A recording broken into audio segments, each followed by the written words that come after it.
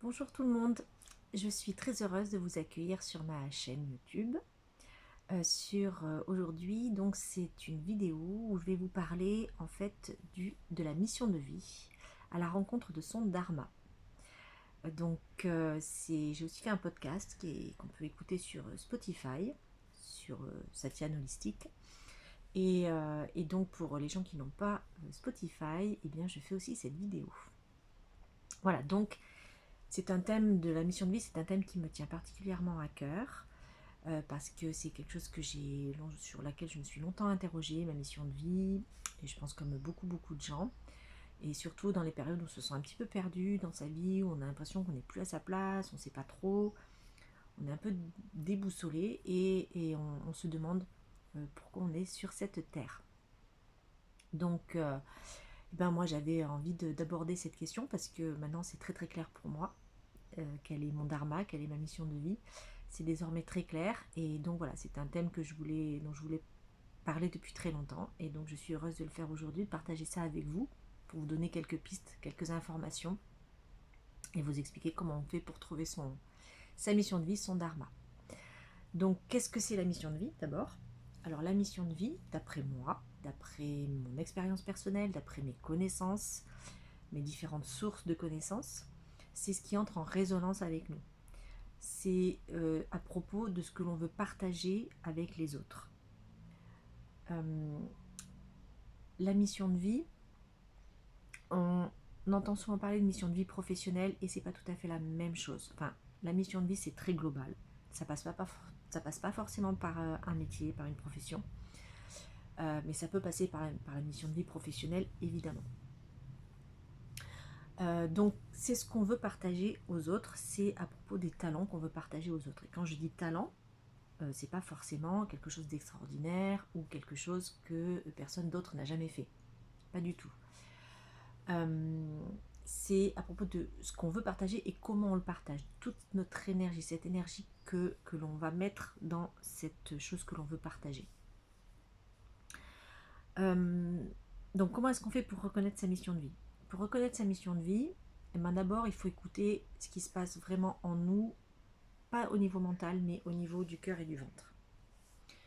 Je vais vous raconter une anecdote qui m'est arrivée, donc ce qui m'est arrivé, et pour vous faire comprendre, pour vous expliquer.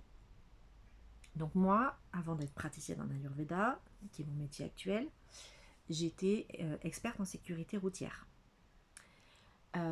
C'est-à-dire que j'intervenais dans des structures privées, j'intervenais auprès d'entreprises, je faisais des formations de moniteurs, j'animais aussi des stages de sécurité routière dans le cadre du permis à points. Voilà, c'était mon métier. C'est un métier qui m'a beaucoup appris. J'ai beaucoup apporté. J'ai beaucoup appris dans ce métier, humainement. Et puis en plus, j'étais en binôme avec des psychologues, donc c'était très intéressant.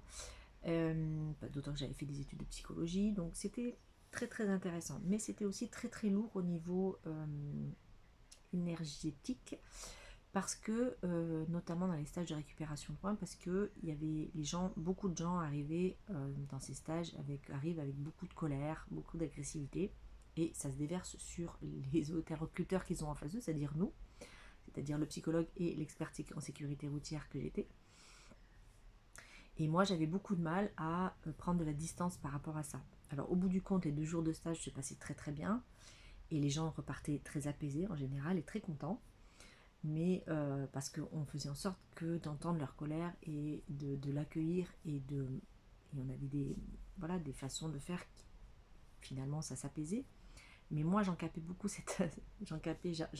beaucoup cette agressivité, je ne savais pas trop comment me protéger de ça, je suis une éponge émotionnelle, je suis quelqu'un de très sensible aux énergies et voilà, aux ambiances. Et donc moi ça m'impactait énormément, donc j'étais pas très bien, au bout d'un moment ça m'impactait trop. Et quand je me posais la question, je me disais il faudrait que je change de métier. Instantanément là, au niveau du cœur et au niveau du ventre, ça disait les massages, parce que j'aime faire des massages depuis que je suis enfant, et apparemment ils sont bons. Mais lui là, le mental, instantanément il me disait mais non, pas les massages, Genre, c'est pas un métier, mais non, c'est n'importe quoi.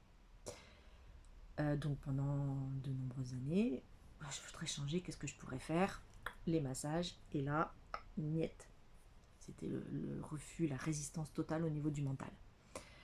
Jusqu'au jour où, n'y tenant plus, parce que vraiment j'étais fatiguée, j'étais malade, j'en pouvais plus. Je vous explique ça beaucoup plus en détail dans... Je fais une petite parenthèse. Si vous voulez vraiment avoir toute l'histoire en détail, je vous encourage, je vous invite à aller voir la chaîne YouTube Les Lumignons. C'est la chaîne des gens inspirants, c'est la chaîne qu'a créée Bénédicte. Et il se trouve que l'année dernière, Bénédicte m'a fait l'honneur de venir faire un reportage sur moi, de venir m'interviewer justement sur mon changement de vie professionnelle, sur ma mission de vie que j'avais trouvée. Et donc vous pourrez donc découvrir donc ce que je vous raconte aujourd'hui, là maintenant, enfin tout de suite là, beaucoup plus en détail. Et puis vous pourrez découvrir des portraits de tas de gens formidables, avec des parcours de vie vraiment passionnants. Donc voilà, donc c'est la chaîne de YouTube Les Lumignons de Bénédicte. Fermez la parenthèse.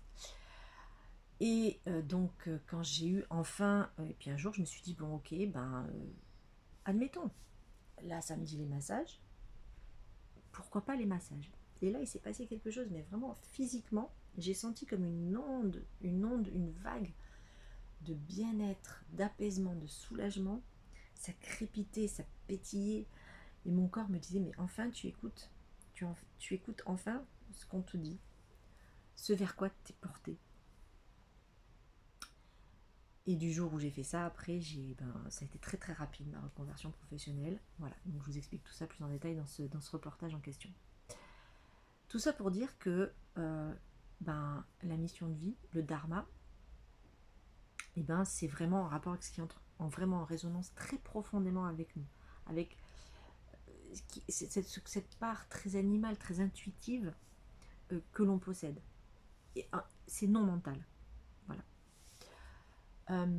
Ah oui, alors autre chose, deuxième parenthèse. Je vais utiliser l'expression mission de vie, je vais aussi utiliser le mot dharma, je vais aussi utiliser l'expression chemin de vie. En fait, c'est la même chose. Voilà, je vais de façon un petit peu au feeling, je vais utiliser ces trois mots. Voilà.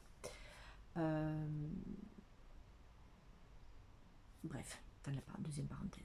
Voilà. Donc comment est-ce que on reconnaît donc sa mission de vie? Déjà donc avec ce qui entre en résonance avec nous, je viens de l'expliquer. Et puis ensuite on va avoir besoin d'une boussole.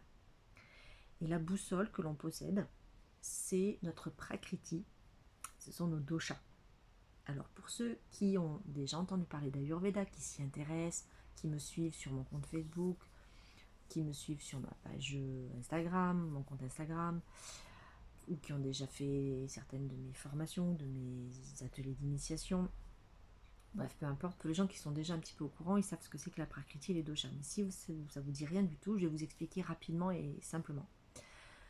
Donc moi, je suis praticienne en Ayurveda, et l'Ayurveda, c'est la plus ancienne médecine holistique du monde, qui est reconnue par l'OMS, qui est enseignée et pratiquée partout dans le monde, et dont le principe fondamental, c'est le principe des 5 grands éléments.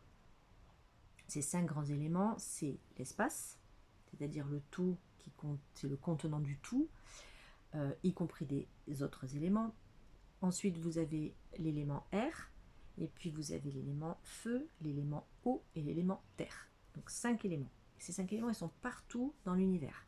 Et comme nous sommes une partie de l'univers, nous avons ces 5 éléments en nous. Ces 5 éléments, ils vont s'associer par paire pour former 3 énergies qu'on appelle des doshas. Quand l'élément espace et l'élément air s'assemblent, ça forme le dosha vata. C'est l'énergie du mouvement. Par exemple, dans notre corps, cette énergie du mouvement, elle va se traduire par le fait que le sang circule, que notre cœur y bat et que les poumons bougent. C'est l'énergie du mouvement. Ensuite, quand l'élément feu et l'élément eau s'assemblent, ça va former le dosha pitta. Ça, c'est l'énergie de transformation. Dans notre corps, c'est le métabolisme, c'est la digestion. Et quand l'élément eau et l'élément terre s'assemblent, ça donne le dosha kapha ou kapha. On peut dire les deux. Et ça, c'est l'énergie de cohésion. C'est dans notre corps, c'est les os et les muscles, par exemple. Voilà, donc nous avons ces 5 éléments en nous, nous avons ces 3 doshas en nous, mais dans des proportions différentes selon notre constitution, qui nous sommes. Donc il y a des gens qui ont un dosha plus dominant que les deux autres, il y a des gens qui ont 2 doshas quasiment à égalité et un troisième un peu plus en retrait, et puis il y a des gens très rares, mais ça existe, qui ont les 3 doshas à égalité. Voilà, et donc ces doshas, c'est notre boussole. Alors souvent quand on parle en Ayurveda, on aborde la question des doshas sous la notion d'hygiène de vie, d'alimentation, pour que notre alimentation et notre hygiène de vie soient adaptées à notre constitution de naissance et aux éventuels déséquilibres. Mais ça sert aussi au dharma. Pourquoi ? Parce qu'il y a des spécificités par rapport donc à ces différents doshas. Alors, par exemple, le dosha pitta, ce sont les éléments feu et eau. Quand on a ce dosha qui est très représenté en nous, donc on a une constitution très pitta, on est doté d'une forte énergie. C'est l'énergie du feu, c'est l'énergie transformative, directe, chaude. Les pittas, ils sont ambitieux, organisés, entreprenants. Ils sont déterminés, ils se fixent des objectifs et ils veulent les atteindre. Vous savez, c'est un peu comme les flèches. Une flèche, vous avez une cible, vous avez une flèche, la flèche, elle va direct dans la cible. Voilà, c'est ça, les pittas. Les pittas, ils vont mettre toute leur énergie orientée vers leur objectif. Il faut qu'ils concrétisent leurs idées. C'est très important pour eux. C'est l'énergie de transformation. Ils ont une idée, ils la transforment, ils la concrétisent. Ce sont souvent des leaders naturels. Et la contrepartie de tout ça, c'est qu'ils peuvent être facilement soumis, sujets à la colère, à l'impatience, à l'autoritarisme. Et ils peuvent aussi être cramés littéralement de l'intérieur par toute leur énergie de feu, et c'est souvent eux qui font des burn-out. Voilà. L'énergie vata, donc l'air et l'espace, cette énergie de mouvement, en général les gens qui sont très vata sont des gens créatifs, ce sont des gens qui sont souvent des gens créatifs, artistiques, visionnaires, qui ont toujours plein d'idées souvent nouvelles en plus, mais ils ont toujours plein d'idées, ils se passionnent pour plein de choses, c'est très varié, très changeant. La contrepartie, c'est que ils peuvent se disperser et se perdre un petit peu dans toutes leurs idées, dans toutes leurs passions, et qu'ils vont rarement au bout des choses, ils concrétisent difficilement les choses. Donc ils peuvent aussi avoir du mal à s'engager et à concrétiser. Voilà. Le kapha, donc c'est l'énergie eau et l'énergie terre. Les kapha, alors eux, ils sont vraiment ancrés au niveau terrestre. Donc ce sont des gens souvent très plus lents que les deux précédents, que les vata et les pitta. Plus lents, plus calmes, souvent généreux, aimants, bon enfant, empathiques. Ils sont très maternants, souvent. Ils ont cet aspect-là. La contrepartie, c'est qu'ils peuvent être parfois trop léthargiques, ou alors s'oublier.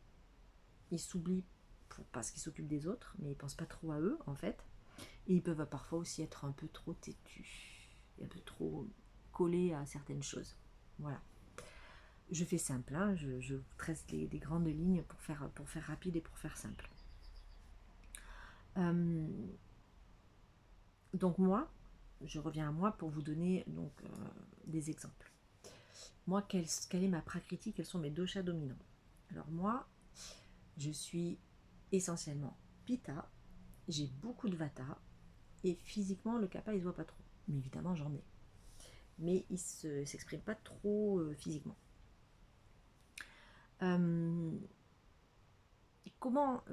D'où ça nous vient? Ça nous vient de chacun de nos parents au moment de la conception. Donc mon papa, lui, était très très très très très pitta.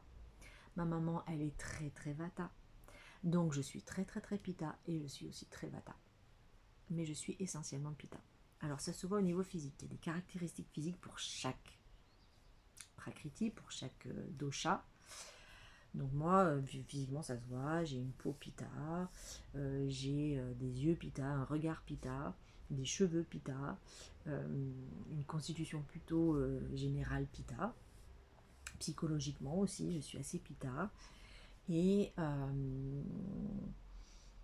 voilà, donc moi, quand je veux quelque chose, quand j'ai un projet, une idée, je veux la concrétiser et la concrétiser rapidement parce que j'ai l'impatience du Pitta. Moi, je veux que ça aille vite.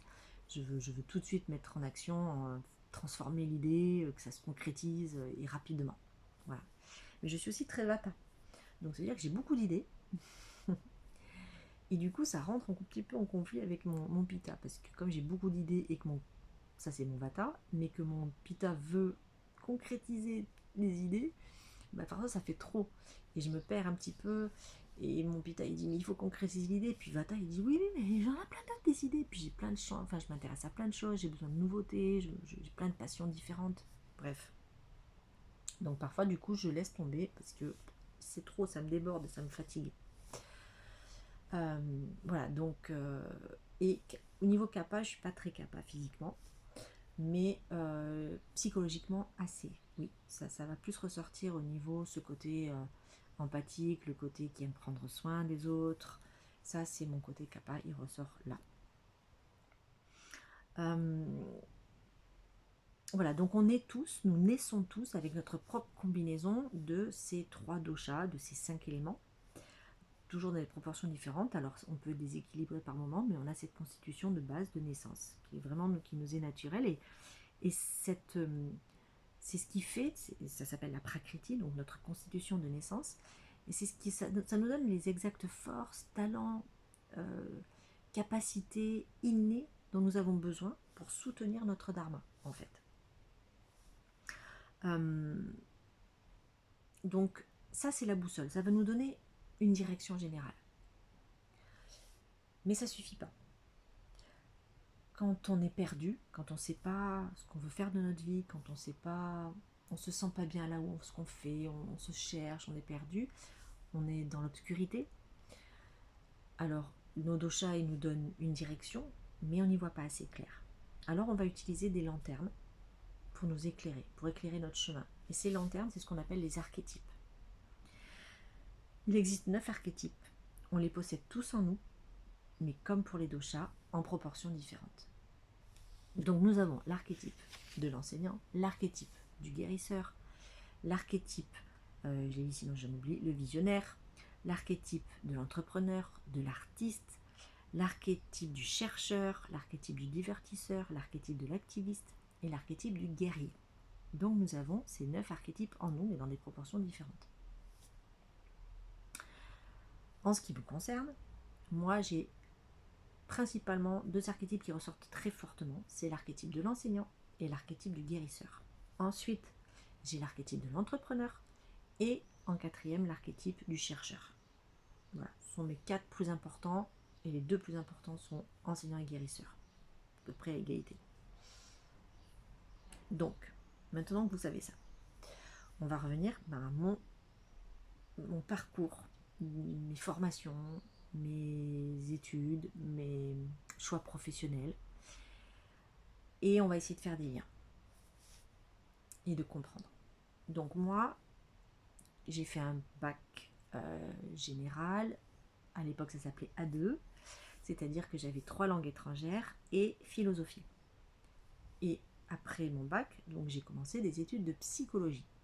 Donc là, clairement, je m'engageais vers mon archétype du guérisseur, puisqu'il y avait la dimension thérapeutique dans le fait de vouloir devenir psychologue. Donc j'ai commencé des études de psychologie et puis il est arrivé un moment où j'ai abandonné parce que je devais être autonome, travailler, pour m'assumer toute seule. Je ne pouvais plus rester chez mes parents, donc j'ai dû m'assumer toute seule, donc travailler. Donc j'ai décidé de suivre une formation pour être enseignante de la conduite et de la sécurité routière. Plus communément, on dit monitrice d'auto-école. Je suis allée dans ce choix de métier. Pourquoi ? Parce que quelqu'un de ma famille avait fait ce métier.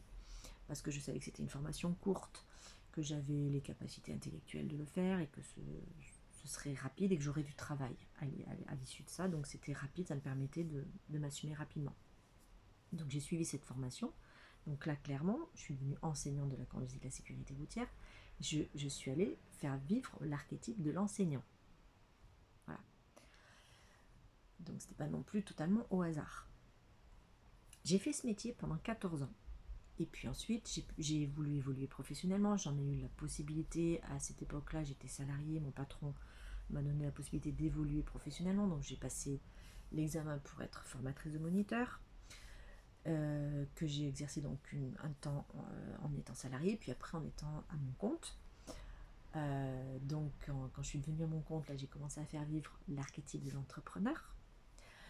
Et donc j'ai fait donc ce métier de la sécurité routière, donc comme je vous expliquais au début, donc toutes ces variantes en entreprise, dans les stages de récupération, etc. pendant 14 ans. Donc pendant près de 30 ans, j'ai essentiellement fait vivre mon archétype de l'enseignant. Mais du coup j'étais déséquilibrée parce que j'avais besoin de faire vivre les autres archétypes et notamment l'archétype du guérisseur. Alors évidemment pendant ces 30 ans, entre-temps j'étais devenue maman 2 fois, donc bien sûr que j'étais dans le soin, j'ai pu faire vivre aussi cet archétype, mais ça suffisait pas. Et donc je tombais malade, j'étais de plus en plus mal dans ma vie, notamment dans ma vie professionnelle. Et donc c'est pour ça que je me suis posé cette question, qu'est-ce que je veux faire? Et donc les massages, et notamment donc rentrer dans l'Ayurveda, etc. Encore une fois, si vous voulez avoir l'histoire complète, vous allez voir le reportage de Bénédicte. La chaîne Les Lumignons. J'insiste un peu lourdement, mais c'est chouette, c'est une belle chaîne. Donc quand j'ai décidé de me reconvertir professionnellement, que j'ai créé Satyan, donc mon entreprise, donc je donne des soins corporels, des massages, j'ai pu me reconnecter à mon archétype du guérisseur. Et ce qui est formidable, c'est que je continue à être enseignante aussi parce que je forme au massage, je fais des ateliers d'initiation à l'Ayurveda, je crée des accompagnements. Donc, ça me permet de faire vivre tous mes archétypes, en fait, mes principaux archétypes. Donc, je suis plutôt bien équilibrée, je suis bien dans mes baskets et je suis bien dans mon métier parce que je peux être équilibrer mes différents archétypes. Donc, parce que on va reprendre, je vais vous expliquer donc la mission de vie pour chaque archétype. La mission de vie de l'archétype de l'enseignant, c'est de